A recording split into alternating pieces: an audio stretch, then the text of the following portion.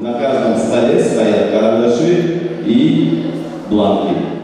5 жаштан 14 жашка чейинки өспүрүмдөр катышкан облустук ачык биринчилик 3 күнгө созулду. Катышуучулар облустун район шаарларынан келишкен. 250 катышуучу катышып атат.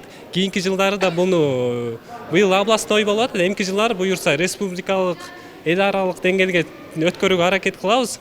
Буяктан биринчи 5 местага чейин 2024 жылы чемпионат Кыргызстанда болот, ошака отбор. Шахмат оюну жыл санап өнүгүү жолуна түштү. Ата-энелер дагы өз балдарын спорттун дал ушул түрүнө берүүнү каалашат. Тактыкты, ойлонууну талап кылган шахмат боюнча спорт мектептери облуста жетиштүү. Кыргызстан чемпионатында Ысык Көл облусунун курама командасы алдыңкы орунду ээлеп келет.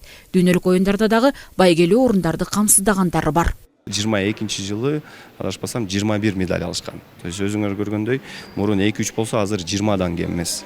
То есть анан уже машыктыучулардагы жанакы жеңиштин даамын татып дегендей уже жанакы жолдомолор эмес, уже Азиядан медальдарды уже сурап калышкан да, талап кылышкан. Эми ошентип ошол турнирлердин күчү менен жыл сайын бизде бир 20га жакын балдар жолдомо алып, ошол жолдомолор менен Азия чемпионатына, дүйнөлүк чемпионаттарга катышып келип атышат. Жакында эле мына бул жыл эле деп эсептесек, Көлдө тарыхта 32 жылда биринчи жолу тарыхта дели Батыш Азиянын чемпионаты болду.